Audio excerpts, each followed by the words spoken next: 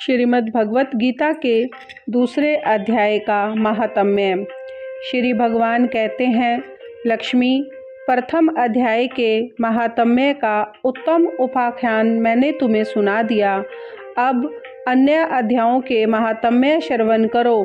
दक्षिण दिशा में वेद वेता ब्राह्मणों के पुरंदरपुर नामक नगर में श्रीमान देव शर्मा नामक एक विद्वान ब्राह्मण रहते थे।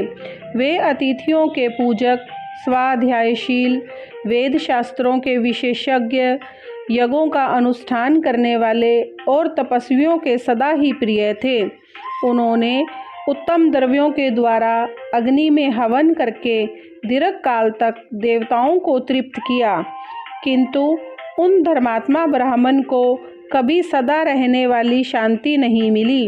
वे परम कल्याणमय तत्व का ज्ञान प्राप्त करने की इच्छा से प्रतिदिन प्रचुर सामग्रियों के द्वारा संत्य संकल्प वाले तपस्वियों की सेवा करने लगे।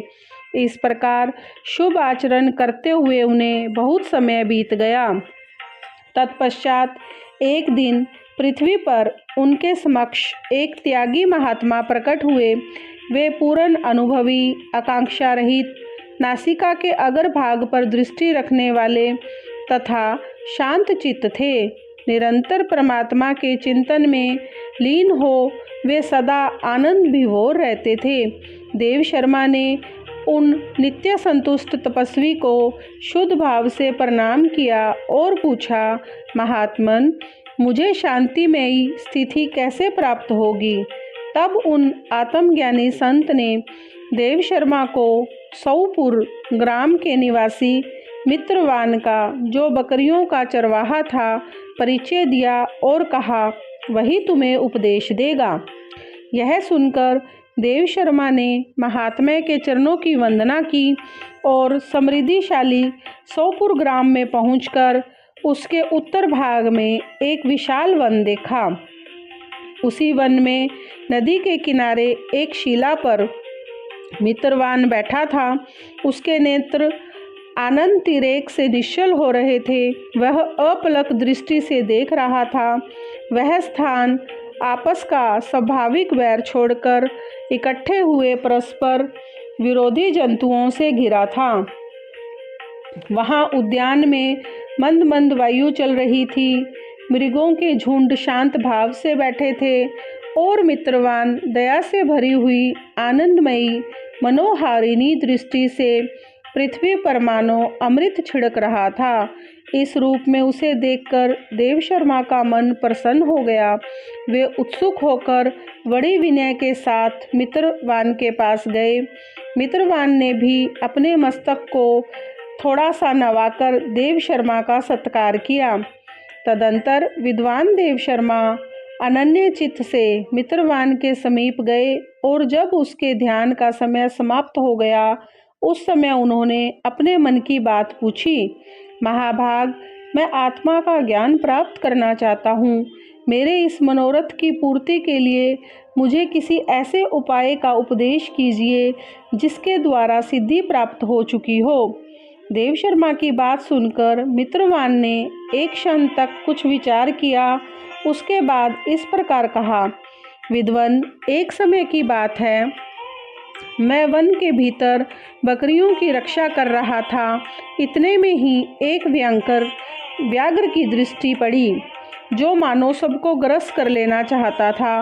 मैं मृत्यु से डरता था, इसीलिए व्याघ्र को आते देखकर बकरियों के झुंड को आगे करके वहां से भाग चला, किंतु एक बकरी तुरंत ही सारा भय छोड़कर नदी के किनारे उस बाघ के पास बेरोक टोक चली गई। फिर तो व्याघ्र भी द्वेष छोड़कर चुपचाप खड़ा हो गया। उसे इस अवस्था में देखकर बकरी बोली, व्याघ्र, तुम्हें तो अभिष्ट भोजन प्राप्त हुआ है। मेरे शरीर से मांस निकालकर प्रेम पूर्वक खा लो ना। तुम इतनी देर से खड़े क्यों हो? तुम्हारे मन में मुझे खाने का विचार क्यों नहीं हो रहा है? व्याघ्र बोला, बकरी, इस स्थान पर आते ही मेरे मन से द्वेष का भाव निकल गया। भूख प्यास भी मिट गई, इसीलिए पास आने पर भी अब मैं तुझे खाना नहीं चाहता। व्याघ्र के यूं कहने पर बकरी बोली, न जाने मैं कैसे निर्भय हो गई, इसमें क्या कारण हो सकता है? यदि तुम जानते हो तो बताओ। यह सुनकर व्याघ्र ने कहा, मैं भी नहीं जानता, चलो सामने खड़े हुए इन महापुरुष से पूछें। ऐसा निश्चय करके वे दोनों वहां से चल दिए। उन दोनों के स्वभाव में यह विचित्र परिवर्तन देखकर मैं बहुत विस्मय में पड़ा था।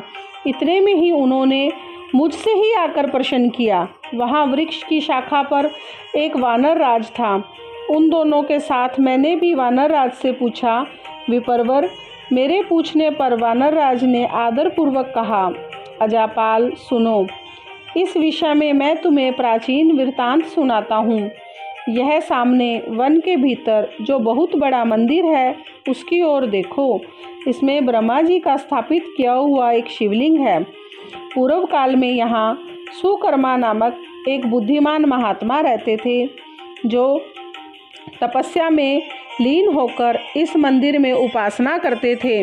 वे वन से फूलों का संग्रह कर लाते और नदी के जल से पूजनीय भगवान शंकर को स्नान कराकर उन्हीं से उनकी पूजा किया करते थे। इस प्रकार आराधना का कार्य करते हुए सुकर्मा यहाँ निवास करते थे। बहुत समय के बाद उनके समीप किसी अतिथि का आगमन हुआ। सुकर्मा ने भोजन के लिए फल लाकर अतिथि को अर्पण किया और कहा, विद्वन, मैं केवल तत्व ज्ञान की इच्छा से भगवान शंकर की आराधना करता हूँ। आज इस आराधना का फल परिपक्व होकर मुझे मिल गया, क्योंकि इस समय आप जैसे महापुरुष ने मुझ पर अनुग्रह किया है। सुकर्मा के ये मधुर वचन सुनकर तपस्या के धनी महात्मा अतिथि को बड़ी प्रसन्नता हुई। उन्होंने एक शिलाखंड पर गीता का दूसरा अध्याय लिख दिया और ब्राह्मण को उसके पाठ एवं अभ्यास करने के लिए आज्ञा देते हुए कहा, ब्राह्मण, इससे तुम्हारा आत्मज्ञान संबंधी मनोरथ अपने आप सफल हो जाएगा। यूँ कहकर वे बुद्धिमान तपस्वी सुकर्मा के सामने ही उनके देखते देखते ही अंतर्धान हो गए। सुकर्मा विस्मित होकर उनके आदेश के अनुसार निरंतर गीता के द्वितीय अध्याय का अभ्यास करने लगे। तदंतर दीर्घ काल के पश्चात अंतःकरण शुद्ध होकर उन्हें आत्मज्ञान की प्राप्ति हुई। फिर वे जहाँ जहाँ गए वहाँ का तपोवन शांत हो गया। उनमें शीत, उष्ण और राग द्वेष आदि की बाधाएं दूर हो गई। इतना ही नहीं, उन स्थानों में भूख प्यास का कष्ट भी जाता रहा तथा डर का तो सर्वथा अभाव ही हो गया।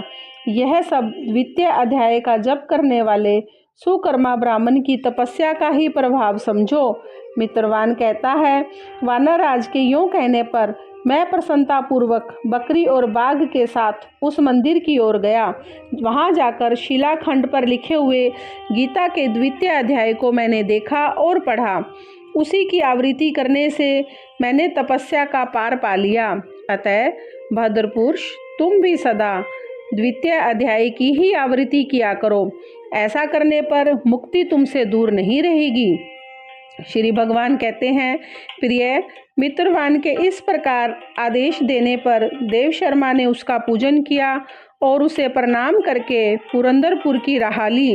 वहाँ किसी देवालय में पूर्वोक्त आत्मज्ञानी महात्मा को पाकर उन्होंने यह सारा वृत्तांत निवेदन किया और सबसे पहले उन्हीं से द्वितीय अध्याय को पढ़ा। उनसे उपदेश पाकर शुद्ध अंतकरण वाले सुकर्मा प्रतिदिन बड़ी श्रद्धा के साथ द्वितीय अध्याय का पाठ करने लगे। तब से उन्होंने प्रशंसा के योग्य परम पद को प्राप्त कर लिया। हे देवी, यह द्वितीय अध्याय का उपाख्यान कहा गया। इस प्रकार श्रीमद् भगवत गीता के द्वितीय अध्याय का महात्म्य पूर्ण हुआ। जय श्री कृष्ण।